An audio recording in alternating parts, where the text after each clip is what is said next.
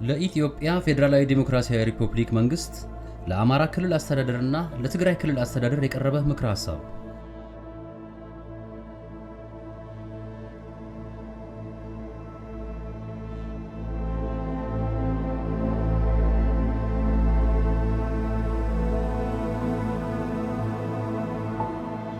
በአገራችን የሰሜኑ ክፍል እየተካሄደ የሚገኘውን ጦርነት በተመለከተ ዘላቂ የተኩስ ማቆም ስምምነት ይደረግ ዘንድ የቀረበ የድርድር መነሻ ሐሳብ ከአገር ወዳድ ኢትዮጵያውያን ሐምሌ 2013 ዓ.ም።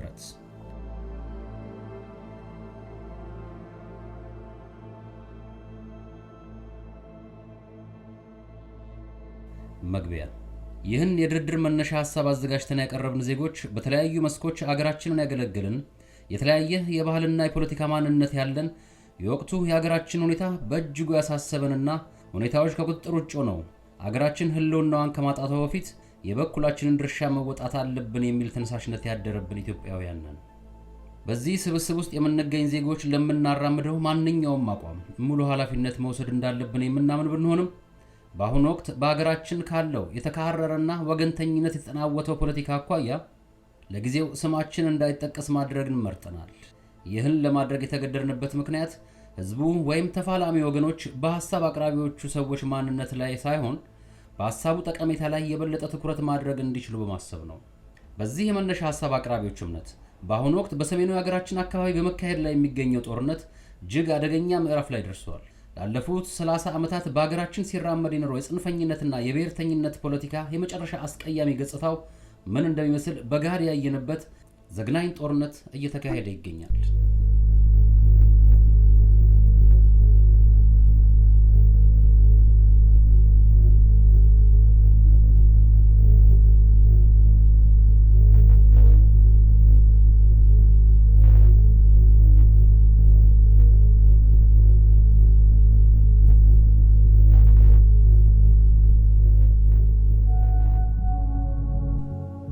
ይህ ጦርነት የአማራና የትግራይ ብሔርተኞች የረጅም ጊዜ የውዝግብ ማዕከል በነበረ አካባቢ የሚካሄድ በመሆኑ ከፍተኛ እልቂት የሚያስከትልና በአገሪቱ አጠቃላይ ህልውና ላይ ከባድና ፈርጀ ብዙ አደጋ የሚያስከትል ነው።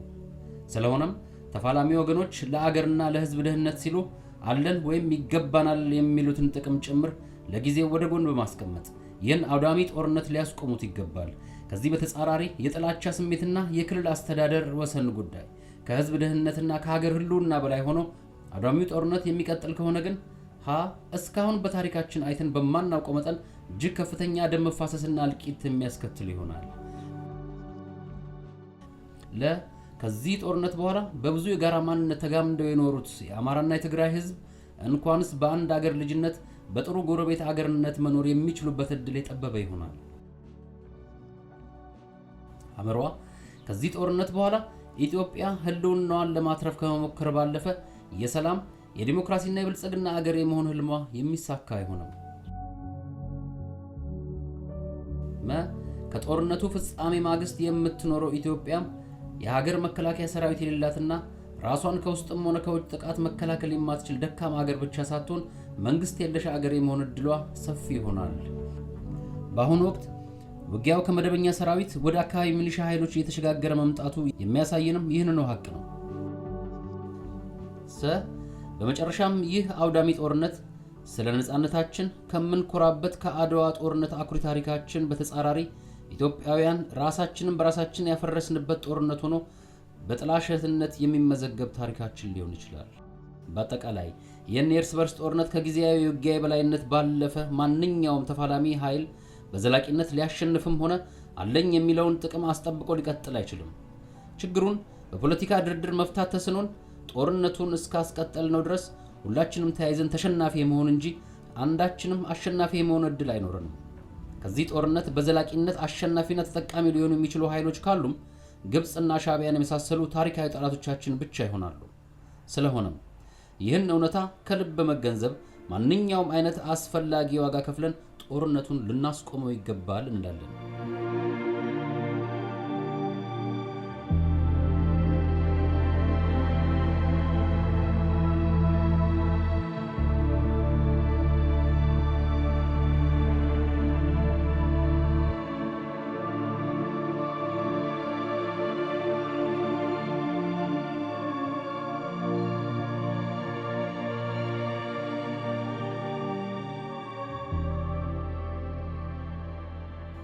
ኢትዮጵያውያን ለህዝብ ደህንነትም ሆነ ለአገር ህልውና የሚኖረን ተቆርቋሪነት ሊለካ የሚገባው በጦርነቱ ተሳታፊ ሆነን ለማሸነፍ በመሞከር ሳይሆን ችግሩን በሰላማዊ ድርድር ለመፍታት በመናሳየው ቁርጠኝነት ብቻ ነው።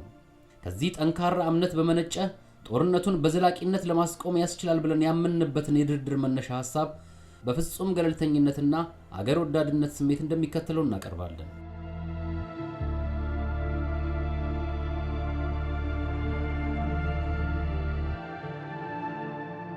1.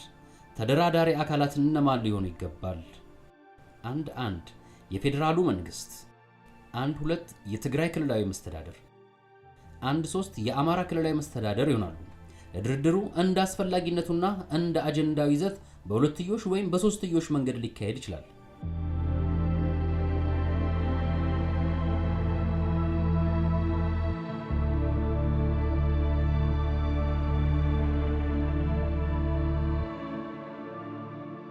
ሁለት አደራዳሪው አካል ማን ሊሆን ይገባል? 2.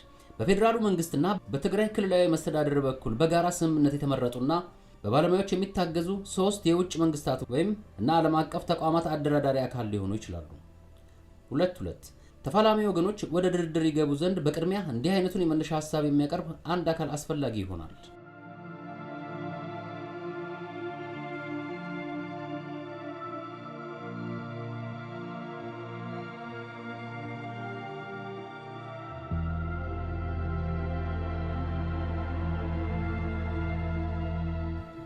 3. በቅድመ ድርድር ወቅት የተናጠል ውሳኔዎች የሚያስፈልጋቸው ነጥቦች ምንድናቸው? 3.1 ሶስቱም ተደራዳሪዎች ከማንኛውም አይነት የጥላቻ ንግግርና ቅስቀሳ የመታቀብ የተናጠል ውሳኔ ያስተላልፋሉ። 3.2 የትግራይ ክልላዊ መስተዳድር ለፌዴራሉ መንግስትና ለአማራ ክልላዊ መስተዳድር፣ የፌዴራሉ መንግስትና የአማራ ክልላዊ መስተዳድር ደግሞ ለትግራይ ክልላዊ መስተዳድር ያለምንም ቅድመ ሁኔታ ተገቢ ዕውቅና ሊሰጡ ይገባል። 3.3 ሶስቱም ተደራዳሪ አካላት ለአንድ ወር የሚቆይ ጊዜያዊ የተናጠል ተኩስ አቁም ውሳኔ ያስተላልፋሉ።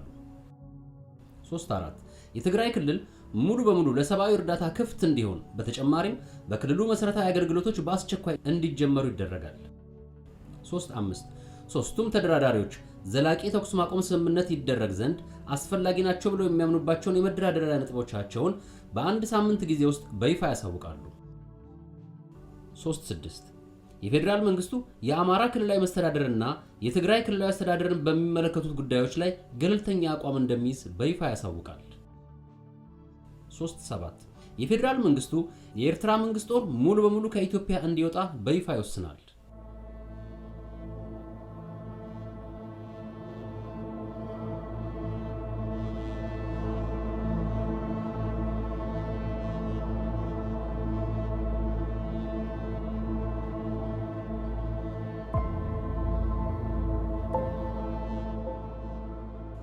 4 ተፋላሚ ወገኖች ለድርድር ከተቀመጡ በኋላ ስምምነት ላይ ሊደርሱባቸው የሚገቡ ነጥቦች 4.1 የትግራይ ክልል ከሌሎች የሀገሪቱ ክልሎች ጋር የንግድና የትራንስፖርት ግንኙነት እንዲጀምር ማድረግ። 4.2 ፌዴራል መንግስቱ ለትግራይ ክልል የሚገባውን ዓመታዊ ባጀት እንዲለቀቅ ማድረግ። 4.3 ጦርነቱ በዘላቂ መፍትሄ እስኪቋጭ ድረስ የፌዴራል መንግስቱ ታጣቂ ኃይሎች ሙሉ በሙሉ ከትግራይ ክልል እንዲወጡ ማድረግ። 4.4 ከጸጥታ ተቋማት ውጭ የሆኑ የፌዴራል መንግስት ተቋማት በትግራይ ክልል ውስጥ ስራቸውን እንዲጀምሩ ማድረግ። 4.5 የትግራይ ክልላዊ መስተዳድር በፌዴራሉ መንግስት ተቋማት ፓርላማን ጨምሮ ተገቢውን ውክልና እንዲያገኝ ማድረግ።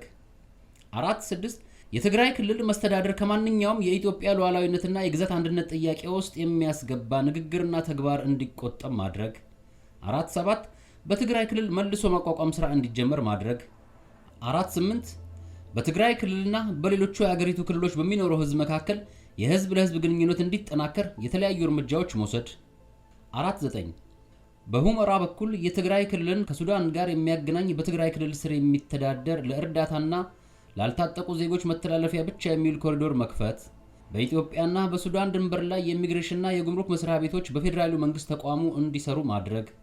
4.10 ሁለቱ ክልሎች የሚወዛገቡባቸውን ቦታዎች በሚመለከት ችግሩ በዘላቂ ስምምነት እስኪቋጭ ድረስ ሁሉም ተፋላሚ ኃይሎች ከአወዛጋቢዎቹ ቦታዎች ሙሉ በሙሉ እንዲወጡ ማድረግ።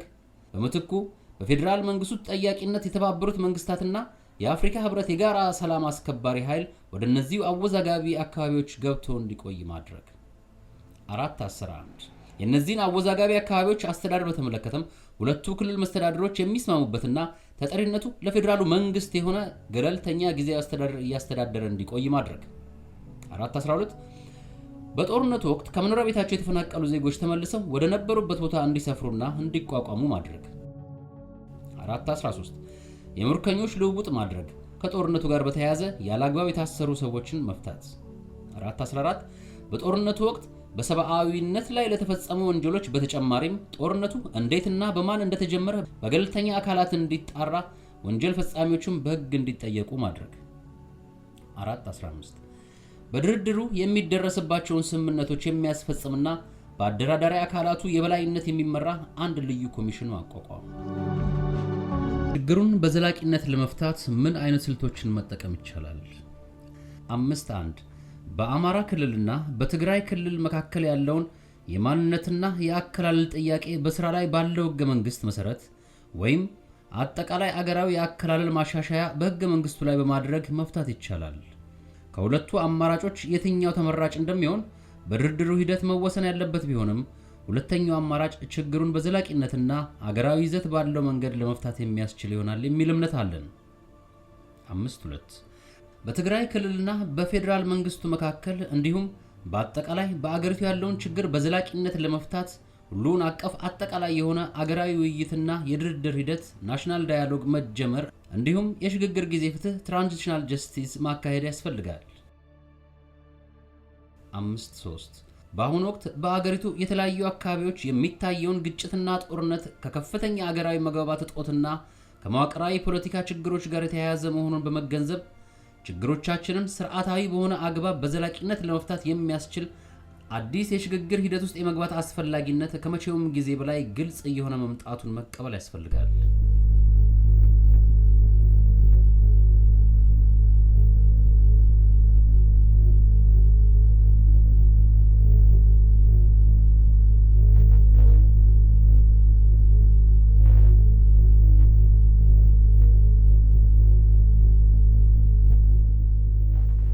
መደምደሚያ ይህ ለዘላቂ ተኩስ ማቆም ድርድር መነሻ ይሆን ዘንድ የቀረበ ሐሳብ የማንኛውንም ተፋላሚ ኃይል ፍላጎትና ጥቅም በበቂ ሁኔታ ሊያስከብር እንደማይችል የሐሳቡ አቅራቢዎች አስቀድመን እንገነዘባለን። እንኳንስ የተፋላሚ ወገኖችን የኛን የሐሳቡ አቅራቢዎችን ፍላጎትና ጥቅም የሚያስጠብቅ አይደለም። ሆኖም ለሕዝብ ደህንነትና ለሀገር ህልውና የሚበጀው መፍትሄ ከእያንዳንዳችን የተናጠል ፍላጎት ሳይሆን ከጋራ ፍላጎትና ጥቅም ብቻ የሚመነጭ መሆኑን በመገንዘብ ይህን የድርድር መነሻ ሐሳብ በፍጹም ገለልተኛነትና አገር ወዳድነት ስሜት አቅርበናል። ሐሳቡን በመነሻነት ይዘው የማሻሻልም ሆነ ለስምምነት የመብቃት ኃላፊነቱ የተደራዳሪ ወገኖች ይሆናል። ሆኖም ግን ይህን አውዳሚ ጦርነት ለማስቆምና የጋራ አሸናፊ ለመሆን የሚቻለው ከቡድናዊና አካባቢያዊ ጥቅም በላይ የህዝብን ደህንነትና የአገርን ህልውና በማስቀደም መሆኑን ሁሉም ተፋላሚ ወገኖች አስቀድመው ሲገነዘቡት ነው እንላለን። ተፋላሚ ኃይሎች ወደ በጎ አቅጣጫ እንዲመጡና ተኩስ ማቆም ስምምነት ላይ እንዲደርሱ ሁሉም የፖለቲካ ኃይሎች፣ ምሁራን፣ የሀገር ሽማግሌዎች፣ የሃይማኖት አባቶች፣ መገናኛ ብዙሃንና የውጭ ዲፕሎማት የበኩላቸውን ግፊትና ጥረት ያደርጉ ዘንድ ጥሪያችንን በዚሁ አጋጣሚ እናቀርባለን። በየዘመኑ ህዝባችንን ለመከፋፈልና አገራችንን ለመበታተን የተቃጣብንን የጦርነት አበሳዎች ሁሉ ከቀድሞ አባቶቻችን በተረከብነው አኩሪ ውርሳችን መሰረት አገራዊ ህልውናችንን አስጠብቀን ኖረናል።